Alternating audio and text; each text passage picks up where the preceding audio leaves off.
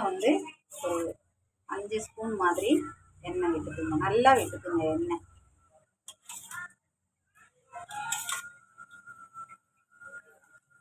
பாருங்க, நல்லா இவ்வளோ எண்ணெய் இருக்கணும். நல்லா எண்ணெய் இருக்கணும். பாருங்க, 2 பட்டை, 2 கிராம்பு, ஒரே ஒரு ஏலக்காய் போட்டுங்க போதும். சின்ன வெங்காயம் இருந்தால் ஒரு 50 கிராம் உரிச்சு வச்சுங்க. என்கிட்ட சின்ன வெங்காயம் இல்லை, அதுக்கு பெரிய வெங்காயத்தை பொருசாக அரைஞ்சி வச்சுக்கணும். இந்த பெரிய வெங்காயம்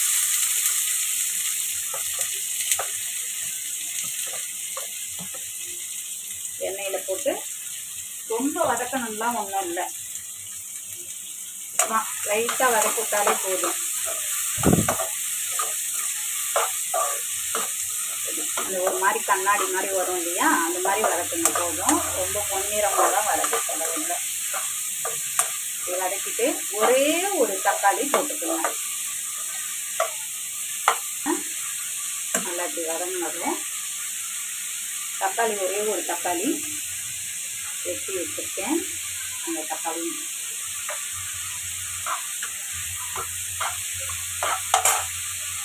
ஒரு கொத்து கருவேப்பிலை,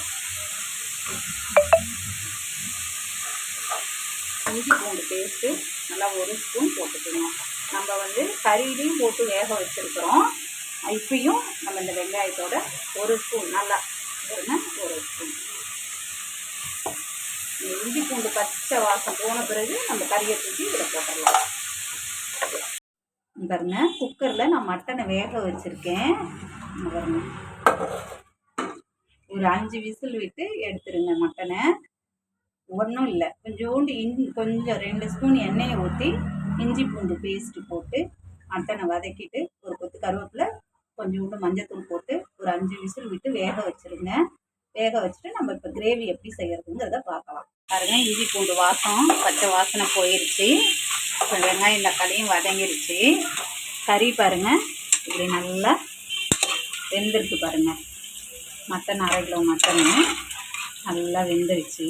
ஒரு 5 விசில் விட்டேன், நல்லா வெந்துருச்சு. இப்போ இதில் போட்டுக்கலாம். கறி அப்படியே அந்த தண்ணியோடையே போட்டுருங்க, தண்ணி எடுக்க வேண்டாம். தண்ணியோடையே மட்டனை போட்டுருங்க. இப்போ ஒரு கொதி வந்த பிறகு உப்பு போடுங்க. இப்போதைக்கு உப்பு போட வேண்டாம், ஒரு கொதி வரட்டும். கொதி வந்த பிறகு உப்பு போடுங்க. நம்ம இப்போ மட்டன் கிரேவிக்கு மசாலா ரெடி பண்ணிக்கலாம். ஒரு 50 கிராம் வந்து தனியா, எண்ணெய் வந்து ஒரு 2 ஸ்பூன் ஊற்றிருக்கேன். பாருங்க, 50 கிராம் தனியா, 50 கிராம் தனியா, ஒரு 50 கிராம் காஞ்ச மிளகாய், நீட்ட மிளகாய் எடுத்துருக்கேன். உங்களுக்கு காரத்துக்கு தகுந்த மாதிரி நீங்கள் போட்டுங்க, எவ்வளோ காரம் போடுவீங்களோ.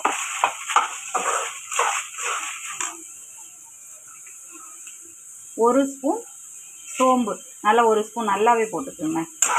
இது 3 மட்டும் போதும் அதுக்கு மசாலா, வேறு எந்த மசாலாவும் தேவையில்லை. இது கருகு விடாத நல்லா வறுபட்டுருச்சு. மிளகாயும் கருப்பாகக்கூடாது, தனியாகவும் கருப்பாகக்கூடாது.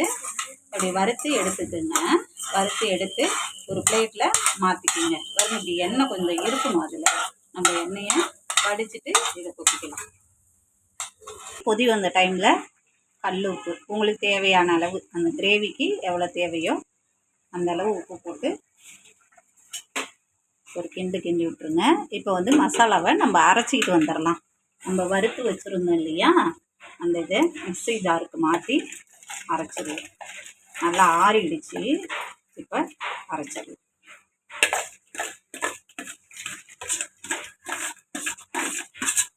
கொஞ்சம் எண்ணெய் விட்டே வருங்க, அப்போ தான் வந்து கருகாத வறுப்படும். இப்போ இதை நல்லா நைஸாக அரைச்சிட்டு வந்துடலாம். நல்லா கொதி வருது, நல்லா உப்பு போட்டும் நல்லா வெந்துருச்சு. இப்போ நம்ம அரைச்சி வச்சதை மிளகாய் தனியாலாம் அரைச்சி வச்சுருக்கோம் இல்லையா, அதை நல்லா நைஸாக அரைச்சி இதோட கலந்துக்கலாம்.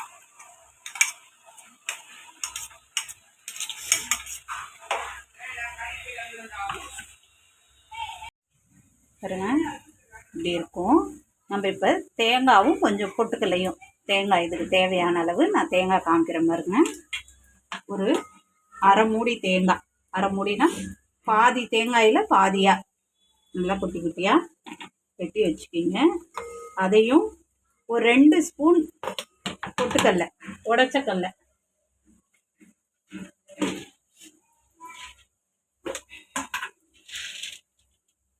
இந்த அளவு உடச்சக்கடலை போட்டால் போதும். இதையும் போட்டு ஒன்றா அரைச்சி இந்த மிளகாய் இது கொதித்த பிறகு நம்ம இதை ஊற்றி இறக்கிடலாம். அவ்வளோதான்.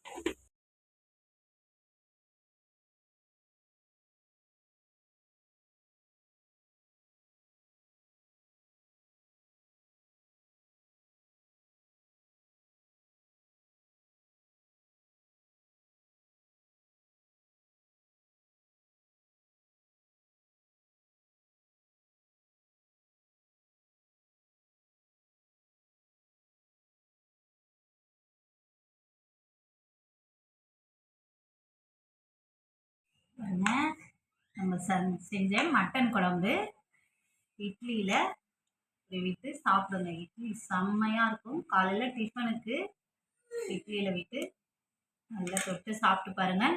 சூப்பராக இருக்கும். சாப்பிட்டு எப்படி இருக்குன்னு சொல்லுங்கள். பாருங்க, நம்ம செஞ்ச மட்டன் குழம்பு இட்லியில் விட்டு சாப்பிடுங்க. இட்லி செம்மையாக இருக்கும். காலையில் டிஃபனுக்கு இட்லியில் விட்டு நல்லா தொட்டு சாப்பிட்டு பாருங்கள். சூப்பராக இருக்கும். சாப்பிட்டு எப்படி இருக்குன்னு சொல்லுங்கள்.